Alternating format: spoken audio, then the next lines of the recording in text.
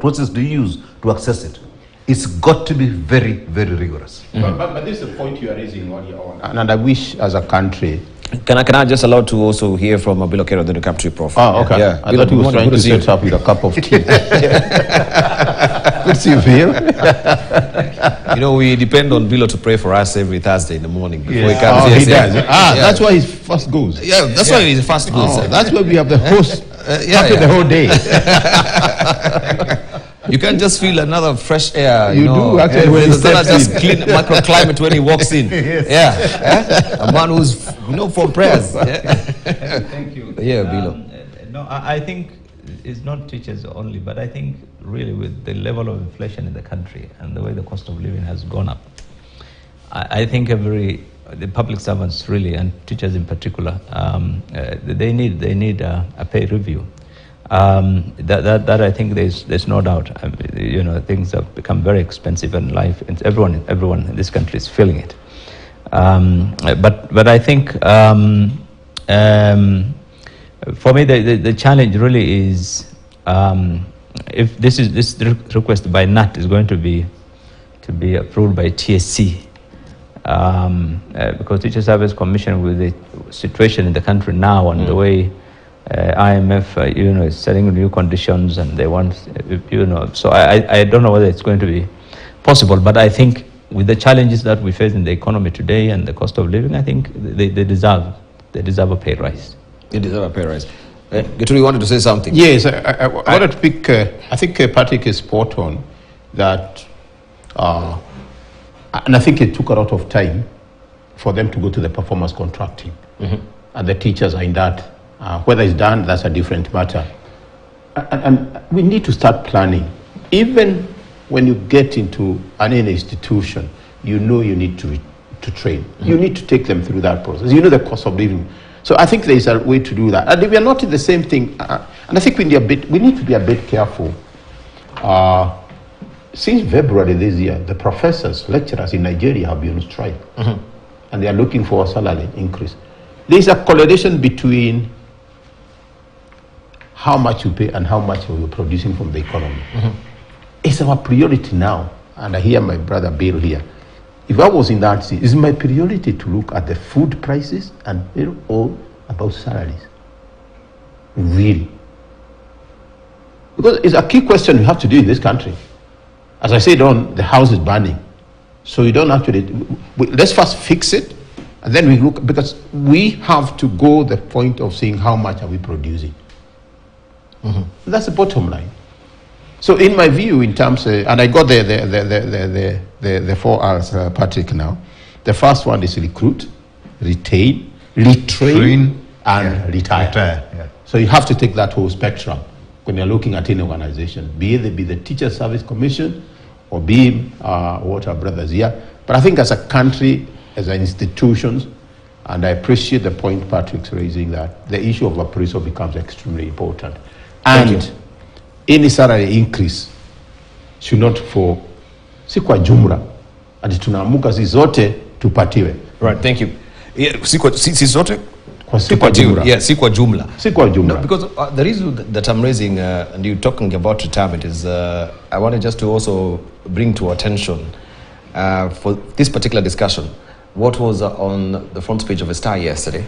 Governors, now that they're exiting, they want some the parks as well. If they say what governors are asking for, and Bilokero, you're here, you were the chair of the Finance Committee in the Senate. One of lump sum equal to one's year's basic salary. That's what they are looking for. 4-wheel drive vehicle of 3,000 cc engine capacity. They want maintenance expenses for allocated vehicles. Full medical cover, local and overseas, for governor, spouse, and 2 kids. They want personal assistant. They want a driver. They want monthly pension equal to 80% of monthly salary.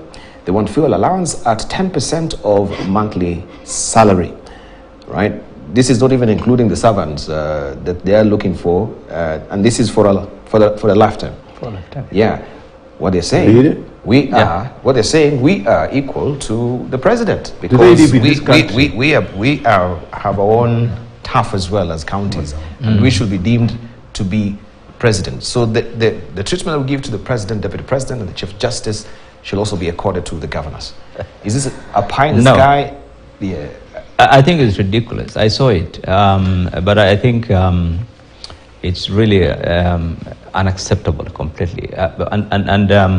The argument is, you know what they have done is each of the governors have taken all this through their county assemblies, and so this, but the SRC, the Salaries and Remuneration Committee, is mandated in law, and for in the case of the president and the deputy and the others, it's Parliament that passed legislation approving their benefits. But I think this is absolutely ridiculous. Governors from 2003 when they came in, I mean 2013 when they came in, yeah. they have been pushing, for that recognition that they're similar to the president. I mean, we've had this argument in our committee with the governors so many times. I've told them, you guys, you are not the same as the president. A governor is not like a president. You remember when we wanted to do an audit on the county governments and holding the governors, accountable for what's happening in their counties and so forth. And they said, no, my friend, we are like the president. If you're going to audit us, you go and audit the president. If you're going to hold me responsible, go and hold the president responsible for what's happening in. So, I mean, that sense, the thinking that they are equivalent on the same level with the presidency, I think is completely misleading. And I think the fortunate thing is when President Kibaki in 2013 allowed these guys to get away with so many things, including, the titles of the executive, the excellencies, with a lot of, they got away with a lot of things at the beginning of devolution.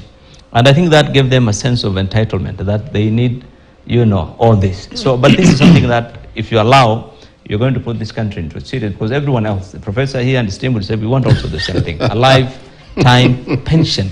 Of our salary, they are now earning about 900,000 or 900 something, but they also want something close to 900 something monthly again. Monthly, yes. It's just the same as the salary they're getting now for the rest of their lives. Plus, also, I mean, that is absolutely madness, and I don't think even now when you have you're a one-time governor, 5 years, and you don't get re-elected, or it has to be the 10 years tenure. Look, right now there is no provision for these things, and that's what I'm saying. But what they're looking for, is 5 years, one term. Oh, 5, which really that is ridiculous. That's ridiculous. I mean, so how many governors will you have when there's a turnover, huge turnover? Is it really so, actually, you'll be gagging to go to be a governor for only 5 years, and then you automatically be paid the rest of your life. So correct. You live like a king. I have a very contrary view to all this, and again, I wear my private sector hat. The first thing is that pensions are no longer given by the employer. You contribute from your salary. Yes. So these days we have defined contribution, not defined benefit. And the whole of the civil service has to change from defined benefit, which is what they have now, to defined contribution. That's the way the world is going. And we have to do that. And so what you do is within your salary, you set aside, right? And you invest it wherever it is, whether you form a kachama to put it in so that it grows and is managed, right? We have annuity schemes, and that's where it goes. That's what happened to us now. I don't have the old thing that used to happen in the 70s and 80s, where there is a defined benefit when I finish, and it is up to the employer to make sure it happens. That's gone, because it was going to be an expensive thing for the employer to do so. So now you as an individual, you got a salary, a certain element you set aside for your pension. That's the first thing. But also, a lot of organizations, if they've got any contribution, it is capped on the basis of the turnover of that company. Absolutely. That a certain amount of this is what we're going to put into the contribution you're making to pension. So again, the Salaries Commission, everybody in government has to say, out of our turnover as a country every year, we set aside 3%, 4% for pension. Now, how you chop it and change it and everything else, you make a nominal contribution to everybody as the employer. The rest, I cut out of my own salary and put it aside. It's a saving for my future. I shouldn't just be looking at the employer all the time to do that. Now, talking about the governors, they should now look at that as a percentage of the turnover of their county. If that county makes money, they get their, the percentage of what's going to go for their pension will increase. So it doesn't come from the national government. It comes from own generated funds in the county, and that gives an incentive. Because if I'm a CEO of a company, and the amount that is put in the scheme for my bonuses and everything else depends on me improving the performance of my company. Yep. The same thing must apply to the governors. Because they can't just come and say, we want this, we want a servant, you want this, you want everything else. Monetize it and then link it to their deliverables as a governor in terms of turning around the county. That way this country will go forward. And the governors will focus on ensuring that all these developments, and I hate to say it, Prof, over the last 10 years, we've had all these investment conferences in the counties. I still have to see one that has converted into an investment. Even the brokes. But Yeah. The argument that also will be advanced is, what you're saying, yeah, sounds very good, but it is a preserve of the private sector. It seems the government, they have never really changed to the reality of where we are living as far as this pension is concerned. That is what I will give to the 4 presidential candidates. You have to start thinking differently. And that's where Wajakoya comes in with his alternative innovation, right? We have to start thinking differently completely. Yeah. Right? The civil service is a civil service, that's what it is. But the tenets of how it operates have got to be modernized.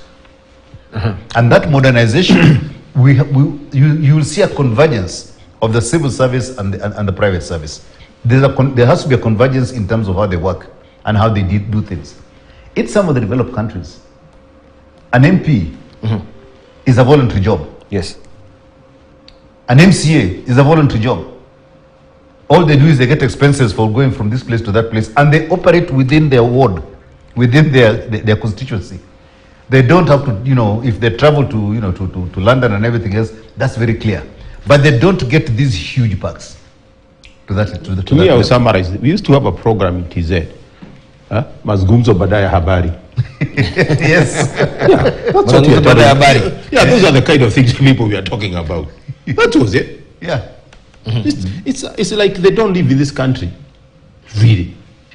Yeah. Like, what conscience do you have, Diba? You wake up, the person next to you is actually boiling food, and you're talking of this kind of parks here.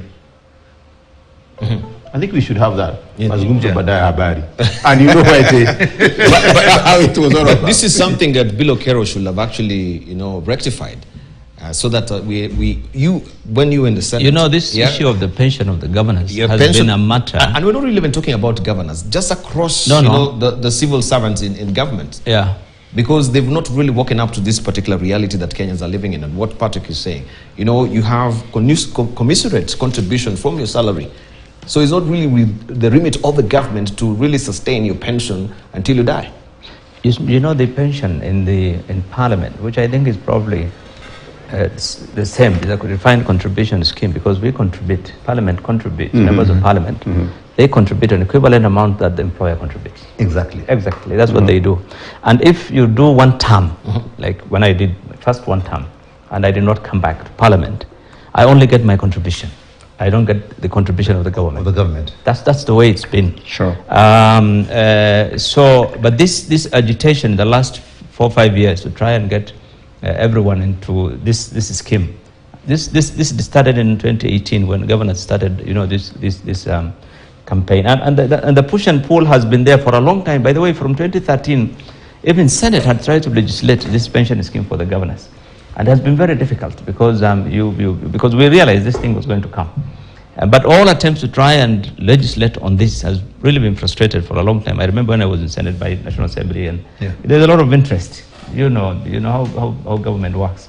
But when last year they passed this legislation in all the 47 counties, they brought in this pension scheme. And by the way, it's not only the governors; they are included the governors, speakers, MCAs, and so the total amount of payoff actually when they're going next month is going to run to 3 to 4 billion. That's what the figure was coming to. And then, of course, then each of them will continue getting those benefits in the same way. So I think it's good that SRC has come in and said no. And I think they should, because, you know, it's tricky. The timing is very tricky. You know, when you're going for election, for government institutions to make a decision becomes very difficult. But yes, so for SRC, I think it's a very trying. So the timing also is very suspect. Yes, I mean, when it is being brought up, is very critical time when, you know, government has to be very careful how they respond. Yes. So